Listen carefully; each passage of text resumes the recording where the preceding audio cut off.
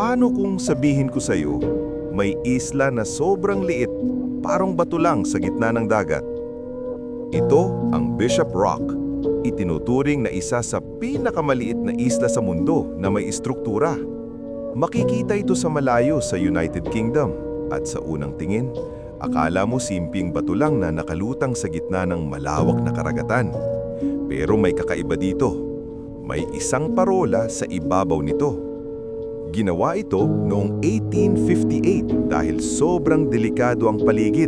Maraming barko ang bumabangga sa mga batuhan dahil sa malalakas na alon at bagyo.